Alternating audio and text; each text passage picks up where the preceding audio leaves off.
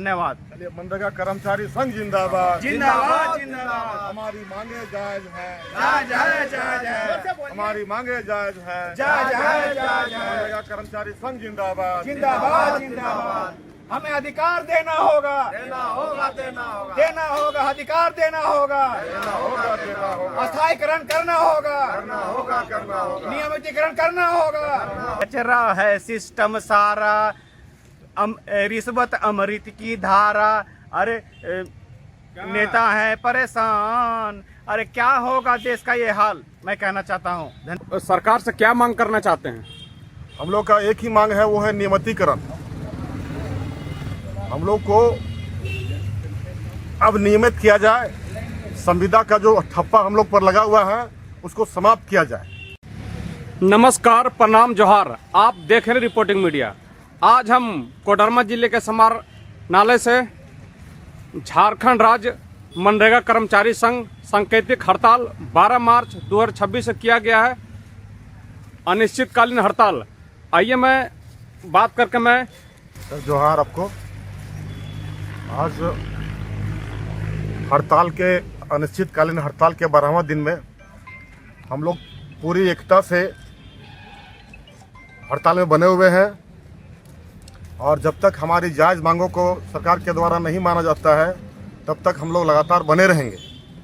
विगत हम लोग 19 वर्ष से काम कर रहे हैं, अल्प मानदेय में काम कर रहे हैं, जिससे घर परिवार चलाना बहुत कठिन हो गया है।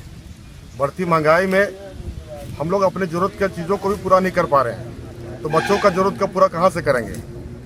और मनरेगा कर्मचारी संघ में बीपीओ, जेई, एई, कंप्यूटर सहायक, लेखापाल, रोजगार सेवक सभी लोग एकजुट होकर के इस आंदोलन में अपना सहयोग कर रहे हैं। धन्यवाद। तो सर, आप सरकार से क्या मांग करना चाहते हैं? हम लोग का एक ही मांग है, वो है नियमितीकरण। हम लोग को अब नियमित किया जाए, संविदा का जो ठप्पा हम लोग पर लगा हुआ है उसको समाप्त किया जाए। इसके लिए हम लोग काफ़ी लंबी लड़ाई लड़ रहे हैं, लड़ते आ रहे हैं और सरकार के पास मजबूती से अपनी बात को रख भी रहे हैं, लेकिन ये सरकार अंधी बहरी हो गई है, हम लोग पर बिल्कुल ध्यान नहीं दे रही है। कहती है केवल काम करो। हम लोग आज के डेट में कहा जाए तो बंधुआ मजदूर बन गए हैं, क्योंकि 6-6 महीना हो जाता है, 7 महीना हो जाता है, कहीं कहीं जो सो 1 साल हो गया और जो अल्प मानदेय मिलता है वो भी समय पर नहीं मिलता है। किसी भी पर्व त्यौहार में हम लोग बिल्कुल चिंतित रहते हैं कि पता नहीं क्या होगा हम लोग का।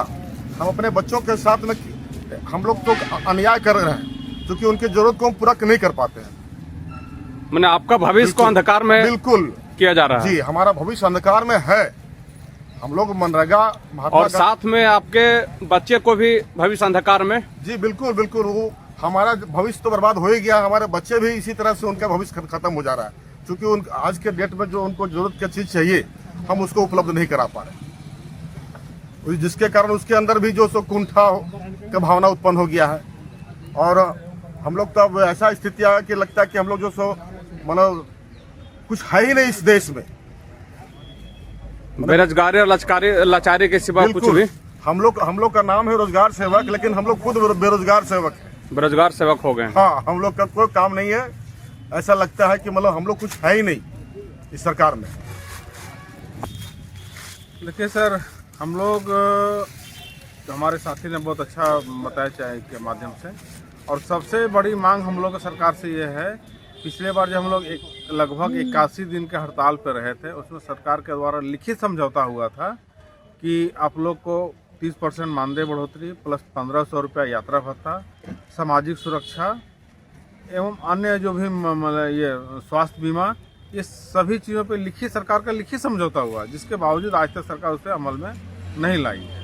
इसी को लेकर के हम लोग आज लगभग 12वां दिन आज है हड़ताल का, हम लोग बैठे हुए हैं और आगे भी हम लोग चरणबद्ध तरीके से आंदोलन करने की रूपरेखा तैयार कर रहे हैं। सर, आप लोगों का आज 12 दिन आंदोलन में होने चला है, लेकिन कहीं कुछ सुनवाई का आशा दिख रहा है? सर नहीं, एक बार मुख्यमंत्री से वार्ता हुई है, उन्होंने अब बोले हैं कि अप्रैल फर्स्ट वीक में हम आप लोग के साथ बैठ करके आप लोग का समस्या का समाधान करने का प्रयास करेंगे। सर अगर नहीं समाधान होता सर आपका आगे का कदम क्या होगा?